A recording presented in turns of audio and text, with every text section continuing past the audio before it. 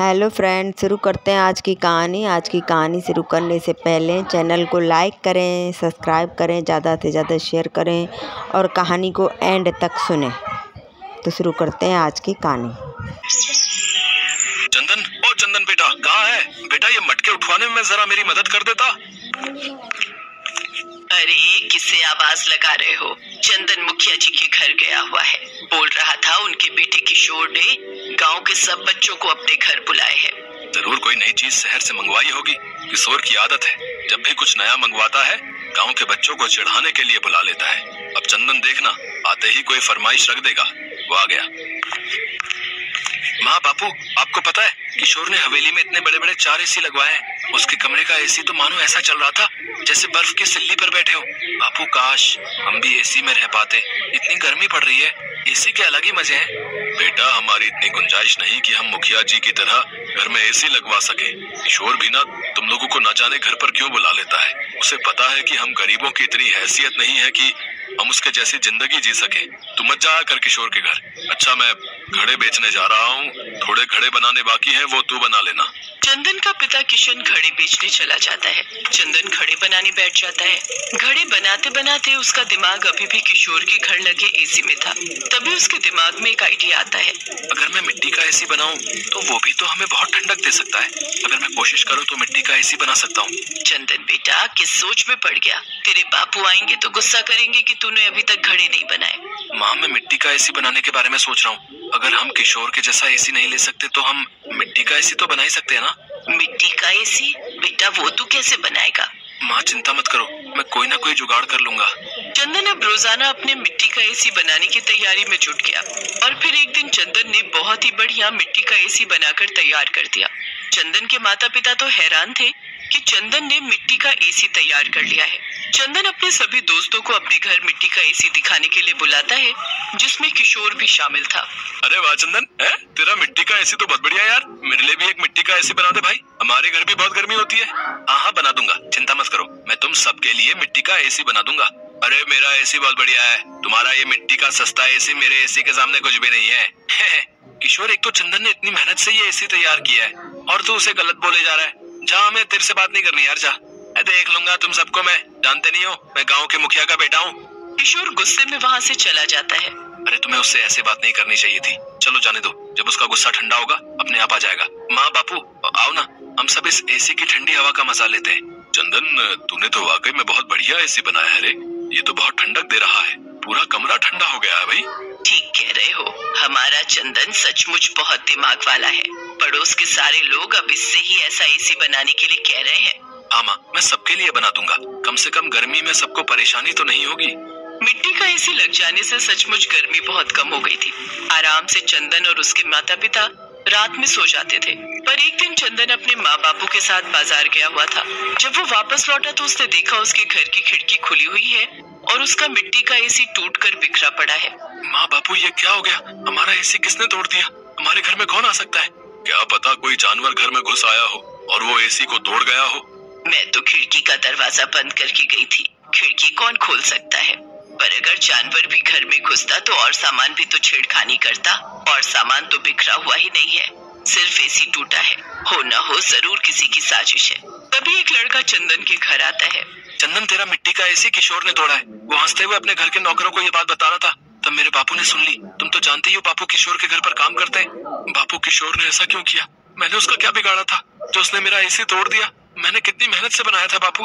तभी मुखिया जी किशोर के साथ आ जाते हैं। अरे मुखिया जी, आप आइए आइए। किशन, मैं तो किशोर को यहाँ माफी मांगने के लिए लेकर आया हूँ भाई। किशोर बेटा, सबसे माफी मांगो। मुझे पता चल गया है कि किशोर ने चंदन का एसी तोड़ दिया है। ये बात मुझे इसकी माँ ने बता दी है। भले ही मैं गाँव का मुखिया हूँ, पर मेरा खुद का बेटा गलत करे ये मैं कैसे बर्दाश्त कर सकता हूँ? अभी ये छोटा है, मैं इसे अभी तो समझा लूंगा ताकि बड़े होने तक इसे सही गलत काम की पहचान हो जाए। किशोर बेटा, तुमने चंदन का एसी तोड़कर ठीक नहीं किया। चंदन से माफी मांगो। मुझे माफ कर दो चंदन, मुझसे गलती हो गई। मैं घबरा गया था कि अगर तुम्हारा मिट्टी का एसी आ गया है तो अब मेरे दोस्त मुझसे दूर हो जाएंगे। मेरे पास कोई भी खेलने के लिए नहीं आएगा क्योंकि तुम सबके घर के लिए मिट्टी का एसी बनाने वाले हो। पहले मेरे एसी के बहाने सब बच्चे मेरे पास खेलने के लिए आ जाते थे, पर पिछले कुछ दिनों से कोई भी मेरे पास नहीं आया, इसलिए मुझे तुमसे ईर्ष्या होने लगी और मैंने तुम्हारा एसी तोड़ दिया। अब कोई बात नहीं किशोर, मैं नया एसी बना लूंगा। पर तुमने ये कैसे सोच लिया कि मैं और बाकी दोस्त तुम्हें छोड़कर चले जाएंगे? हम तुम्हारे दोस्त हैं यार, और दोस्त कभी एक दूसरे से अलग नहीं होते। तभी सारे बच्चे वहाँ आ जाते हैं। किशोर और चंदन एक दूसरे के गले लग जाते हैं। ये तो मुखिया का बड़प्पन था कि उसने अपने बेटे को अच्छी सीख दी। चंदन फिर से एक नया मिट्टी का एसी बनाता है। चंदन खुश था कि उसने एक बार फिर मेहनत करके मिट्टी का एसी बनाकर तैयार कर ही लिया। चंदन और उसके माता पिता बहुत अच्छे स्वभाव के थे। उन्होंने अपने पड़ोसियों की भी मदद की और भरी गर्मियों में थोड़ी राहत मिल जाए, इसके लिए मिट्टी का एसी बनाकर उन गरीब गांव वालों को भी दिया। सब गांव वालों ने चंदन की बहुत तारीफ की। बहुत समय पहले की बात है। हस्तिनापुर गांव में सूरज के अस्त होने का समय हो गया था और चांद के निकलने का। तभी सूरज चांद से कहता है, अरे भाई एक बात बताओ, जब भी तुम आते हो तो कोई तुम्हें आदर सम्मान देकर प्रणाम क्यों नहीं करता? ऐसा बिल्कुल भी नहीं है भाई, कई लोग मुझे भी प्रणाम करते हैं, और मैं तो जब भी आता हूँ सारी दुनिया जल चढ़ाकर और सूर्य नमस्कार करके मेरा स्वागत करती है, किंतु मैंने आज तक किसी को भी तुम्हारा स्वागत करते हुए नहीं देखा। चांद और सूरज की ये वार्तालाप हस्तिनापुर गांव के निवासी सुन रहे थे। तभी बिरजू कहता है, हम तो सिर्फ सूरज को ही अपना भगवान मानते हैं, चांद हमारे लिए कुछ नहीं है। नहीं, ऐसी बात नहीं है। चांद भी हमारे लिए भगवान समान ही है। चांद भी हमें रोशनी देते हैं। सूरज भगवान तो हमें रोशनी और धूप देते हैं, लेकिन चांद वो हमें क्या देते हैं? लेकिन सारी रात तो हम सोए रहते हैं, तो फिर उस रोशनी का हम क्या करेंगे? हमें चांद की जरूरत नहीं है। हाँ, अगर चांद नहीं भी आएगा तो हमें कोई फर्क नहीं पड़ेगा। हाँ, उसका होना ना होना एक ही बात है। तुम ये क्यों भूल रहे हो? करवा चौथ वाले दिन इन्हीं की पूजा करने के बाद तुम्हारे लिए रखा गया व्रत पूरा होता है। लेकिन शुरुआत तो सूरज भगवान की पूजा से ही होती है। गांव वालों की बातें चांद और सूरज बड़े ध्यान से सुन रहे थे। उनकी बातें सुनकर सूरज तो खुश हो गया, लेकिन चांद थोड़ा उदास हो गया। फिर सूरज चांद से कहने लगा, देखा, हस्तिनापुर के लोग भी मुझे ही अपना भगवान मानते हैं और उनकी नजर में तुम्हारी कोई अहमियत नहीं है, परंतु मैं भी तो इन्हें रोशनी देता हूँ, और अगर मैं ना रहूँ तो मेरे बिना इनकी जिंदगी भी अस्त व्यस्त हो जाएगी। ये तुम्हारी गलतफहमी है। इन लोगों को तुम्हारी बिल्कुल भी जरूरत नहीं है। अगर मेरी जरूरत किसी को भी नहीं है तो ठीक है, आज के बाद मैं आऊंगा ही नहीं। इसके बाद चांद वहाँ से चला जाता है और उसके जाते ही सारे गांव में अंधेरा छा जाता है। वैसे तो आसमान में कुछ सितारे होते हैं, लेकिन उनकी रोशनी ना के बराबर होती है। लेकिन अंधेरा इतना ज्यादा होता है कि किसी को भी कुछ दिखाई नहीं देता। हस्तिनापुर गांव में बुआई का समय शुरू हो गया था, इसीलिए किसानों को सुबह जल्दी उठकर खेतों में जाना होता है। लेकिन चांद के ना होने से बाहर घनघोर अंधेरा होता है। अरे उमा, जल्दी से उठ जाओ, आज खेत की बुआई करने जाना है। जल्दी से उठ जाओ, वरना देर हो गई तो बाहर धूप बहुत तेज हो जाएगी, फिर खेतों में काम करना मुश्किल हो जाएगा। हाँ, बुआई के लिए तो जाना है, पर अभी बाहर बहुत अंधेरा है। आप भी सो जाओ जी, और मुझे भी सोने दो। मुझे लगता है बाहर सुबह होने वाली है, अब हमें चलना चाहिए। वो तो आप सही कह रहे हो जी, पर बाहर इतना अंधेरा है कि हम जाएंगे कैसे? ठीक है, फिर बाद में ही चलते हैं। इसके बाद दोनों सुबह का इंतजार करने लगे। फिर जब सुबह हुई तो दोनों खेतों के लिए निकल पड़े। लेकिन थोड़ी ही देर में सूरज सर पर आ गया और खेत में काम करना मुश्किल हो गया। बहुत गर्मी हो रही है जी, चलो घर चलते हैं, कल सुबह जल्दी आकर काम कर लेंगे। हाँ, तुम सही कह रही हो, इस भयानक गर्मी में तो हालत खराब हो गई। अगले दिन जब दोबारा काम के लिए उठते हैं तो बाहर बहुत अंधेरा होता है, और बाद में जब काम पर जाते हैं तब तक तेज धूप हो जाती है। इस समस्या से परेशान होकर पवन सूरज भगवान से कहता है, हे सूर्यदेव, अगर आप रात को भी उपस्थित रहे तो हमें कभी भी चांद की जरूरत नहीं पड़ेगी और हम केवल आपकी ही पूजा करेंगे। अरे जल्दी से खाना बना दो, मुझे बहुत तेज भूख लगी है, नींद आ रही है, सोना भी है। लेकिन अभी तो दिन हो रहा है जी, क्या अभी से खाना बना दूं? हाँ, मुझे लगता है आज शाम नहीं होगी, तुम जल्दी से खाना बना दो, मुझे बहुत भूख लगी है। अच्छा ठीक है, बना देती हूँ। फिर दोनों खाना खा लेते हैं, लेकिन तब भी रात नहीं होती और दोनों सोने के लिए चले जाते हैं। बहुत गर्मी हो रही है, बिल्कुल भी नींद नहीं आ रही। ऐसा करता हूँ, जाकर नहा लेता हूँ। इसके बाद पवन नहाने चला जाता है। नहाने के बाद भी बहुत गर्मी हो रही है। तभी बाहर शोर होता है।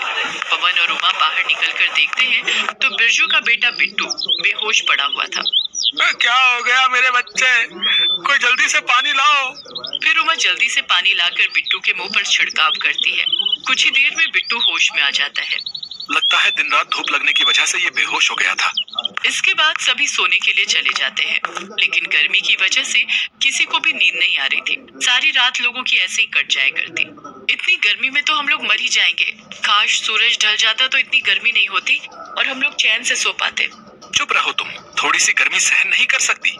ऐसे ही एक हफ्ता बीत जाता है, लेकिन हस्तिनापुर के लोग बिल्कुल भी चैन से नहीं सो पाते और देखते ही देखते कई लोगों की तबीयत बिगड़ने लगती है। ये सब तुम्हारे कारण ही हो रहा है। ना तो तुम चांद का अपमान करते और ना तो वो यहाँ से जाते। इसके बाद पवन बाहर जाकर सूर्यदेव से प्रार्थना करता है, हे सूर्य देवता, अब से आप केवल दिन में ही रहिए। हम आपकी गर्मी सहन नहीं कर पा रहे हैं। रात को हमें चांद की ही जरूरत है। इसके बाद पवन और सभी गांव वाले चंद्रदेव को पुकारने लगते हैं, हे चंद्रदेव, हमें माफ कर दीजिए। हमें आपकी भी उतनी ही जरूरत है जितनी सूरज की। हाँ चंद्रदेव, जहाँ दिन सूरज के बिना अधूरा है वहीं रात आपके बिना अधूरी है। अब से हम आपकी भी उसी तरह पूजा करेंगे जिस तरह सूर्यदेव की करते हैं। ठीक है, मैं रात में तुम लोगों को रोशनी देने के लिए फिर से उपस्थित रहूंगा। मुझे माफ कर दो मेरे भाई। अब मुझे समझ आ गया है कि जितनी जरूरत इस दुनिया को मेरी है उतनी ही तुम्हारी। सूरज ढल गया और अंधेरा होने लगा। तब चांद ने अपनी रोशनी चारों ओर बिखेर दी। इसके बाद सभी गांव वालों ने सर झुकाकर चांद का स्वागत किया और सभी गांव वाले पूरे एक हफ्ते बाद चैन की नींद सोए। Best buddies. Hello friends. कहानी को अंत तक ज़रूर सुने। कहानी अच्छी लगी हो तो लाइक करें और ज़्यादा से ज़्यादा शेयर करें। धन्यवाद।